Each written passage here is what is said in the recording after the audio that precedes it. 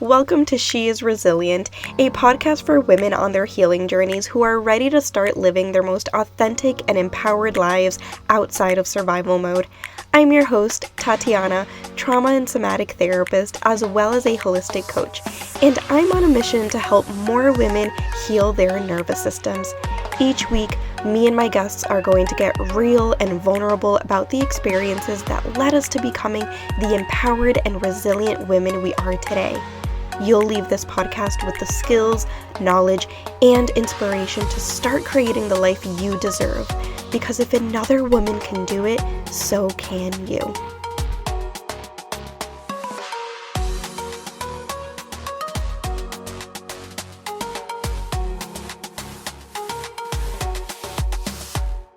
Hello, happy August. We are officially in Leo season. It is our time to shine, my dear Leos. And if you're not a Leo, I invite you to access your inner Leo by intentionally letting your light shine so bright and taking up more space, because dimming your light isn't serving anyone except for those who are probably intimidated by your light. And let's be honest, you don't need people like that in your life. But that is not what we're talking about today. Today, we are talking about how to feel your feelings when you're feeling multiple feelings. And this episode was inspired by the last solo episode I recorded where I was telling you that I felt really angry and at times even rage.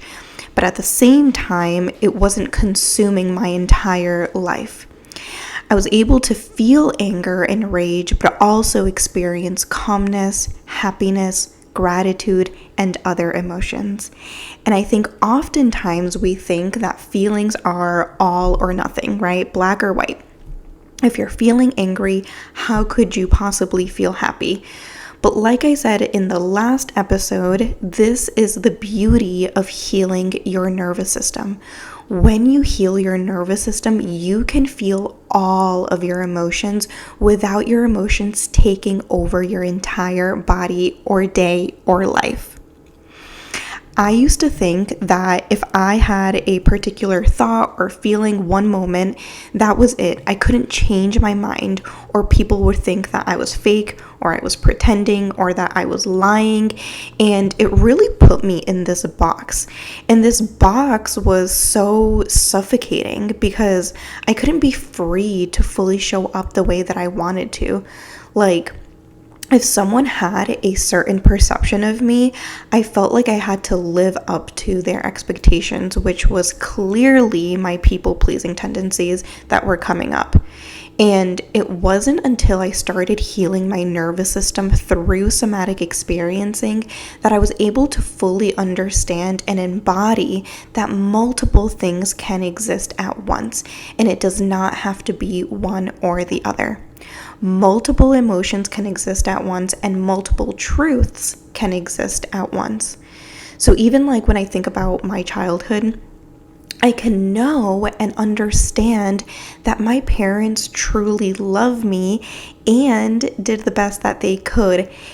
And I can also acknowledge that their unresolved trauma impacted their behaviors and ability to parent me in healthy ways, which resulted in my own traumatic experiences. So both are true. And I used to struggle with this a lot in the past, especially because I do have an active relationship with my parents now, but just because I have a relationship with them now doesn't dismiss my past experiences. And that was hard to hold in the past. It felt like I still had to be mad at them for what they've done. But now I can hold both truths of they love me and they've also hurt me.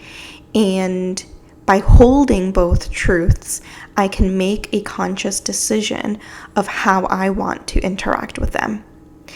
I think for me personally, it's also really helped to understand trauma and the nervous system because I can have more empathy for their experiences and understand that their nervous systems truly do not have the capacity for certain things. And trust me, I know this is way easier said than done. I still struggle with it sometimes, but it always comes back to supporting my own nervous system. So when I'm not supporting my own nervous system, I tend to be triggered a lot more. When I'm not connected to my body, I tend to be more reactive or get more upset easily because I'm not fully embodied. I'm just reacting. I'm not connected to my nervous system. When I can bring my awareness back into my body and bring the focus to my nervous system, I can shift the way I respond to certain situations instead of trying to change someone else's behaviors. So, with that being said, I want to share 2 ways that you can begin to compartmentalize your feelings so that you can feel multiple feelings throughout the day or week. And I bet you that you're already probably doing one of these without even realizing it. So, number 1, intentionally schedule time to feel your feelings. And this can be with a therapist or it can be on your own. So when you schedule time to feel sadness or grief, for example, you can really prevent these feelings from spilling or flooding over at work because you've given yourself time to cry or feel the feeling. But when you don't give yourself time to feel any feeling, that's when it starts to increase and you may start to feel it more intensely during times when you don't necessarily want to feel them, like at work, for example. And I know that a lot of the time we think that if we just ignore our feelings, then the feeling will go away. But it's actually the opposite, right? Sometimes we think that if we bring more awareness to the emotions and sensations in our bodies, that those are going to increase. And they might for a little bit, but then naturally we will allow those emotions and sensations and energy to release from the body. So we really have to bring more awareness to the body, which I know some of you don't want to hear that. But it's the truth, right? We can't heal by ignoring our emotions or our physical sensations. So maybe this is your opportunity to schedule that somatic experiencing session, or maybe you want to allow yourself to feel or to release tears on your way back from work while you're driving, for example, or maybe it's in the shower. Whatever time you decide to feel those feelings, allow yourself lots of time. So feeling the feelings in your body without rushing the process. Give yourself enough time and space for your body to do whatever it needs to do. So that's number 1. Number 2, so this is more of a formal practice where I would invite you to take more time for yourself. So start by identifying what emotion or emotions you're experiencing. So let's say you're experiencing anger and sadness. What physical sensations tell you that you're experiencing anger? And what physical sensations tell you that you're experiencing sadness? Take your time to really sense in and let your body talk to you, not your mind. So if you're newer to somatic healing, I want you to know that emotions don't live in the mind. They live in your body. So when you're checking in to see what tells you that you're feeling those emotions, if the answer is, my mind is telling me, then that's a good indicator that you are not connected to your body. So really turning your awareness into your body and noticing the physical sensations that tell you that you're experiencing your emotions. Once you start to notice the physical sensations, identify where in your body you feel the sensations. Do you feel the sensations in your throat or your chest or your stomach? Maybe somewhere else?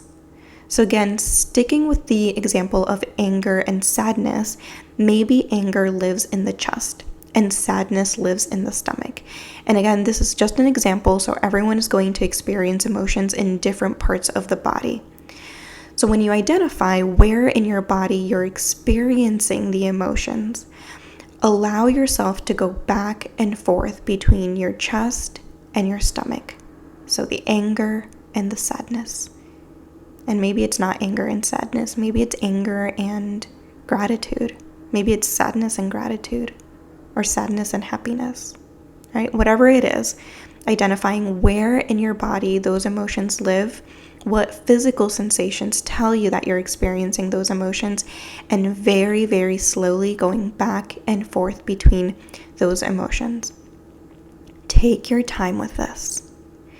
And if you're noticing that both or multiple emotions are living in the same part of your body, start to imagine that you're separating these emotions so that they're not connected, they're not in the same place.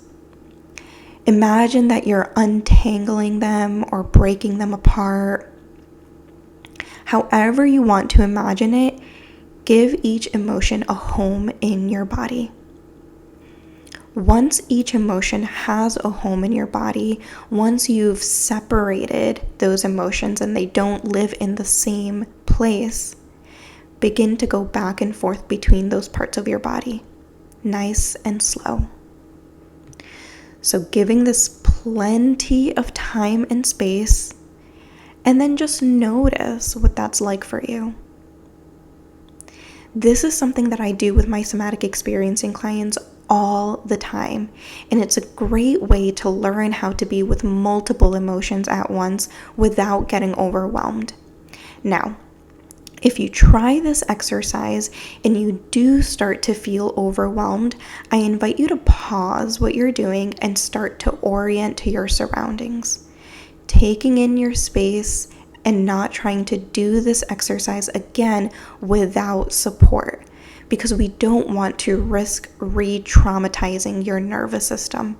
So please only do this if you feel like you have enough support in your body, or if you feel like the emotions feel tolerable. If they start to feel overwhelming, like on a scale of 1 to 10, 10 being the most, if they're at a 6 or more, then pause what you're doing, orient to your surroundings, settle your nervous system, and maybe this is something that you want to do with a safe person.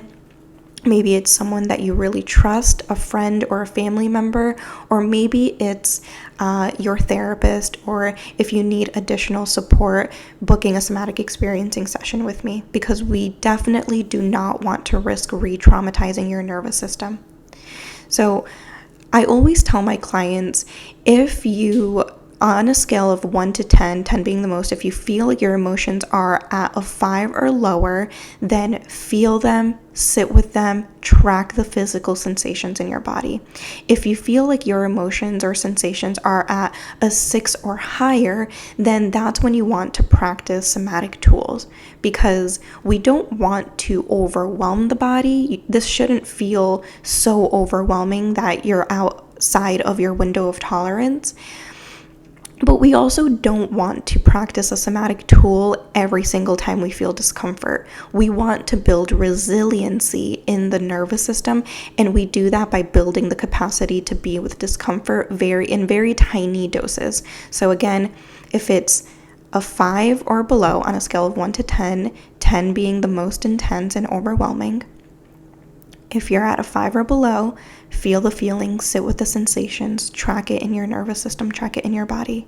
If it's at a 6 or higher, practice a somatic tool, orient to your surroundings, come back to what feels pleasant or safe. So if you do try this exercise and you do find it helpful, let me know. I would love to hear how that went for you and what you noticed in your body, if you noticed any shifts in your body. So that's it for today. I hope you liked this episode. Thank you so much for listening, and I will see you in the next episode. Thank you so much for joining me today. If you absolutely loved this episode, I would so appreciate it if you subscribed and left a review on Apple Podcast, or take a screenshot and share this episode on social media. Don't forget to tag me at tatiana.holistic.coach. The more nervous systems we reach, the more generational cycles we break, and the more we contribute to a kinder and safer world. And if you're looking for somatic healing services, send me a DM and I'd love to chat on how I can support you. I'll see you in the next episode.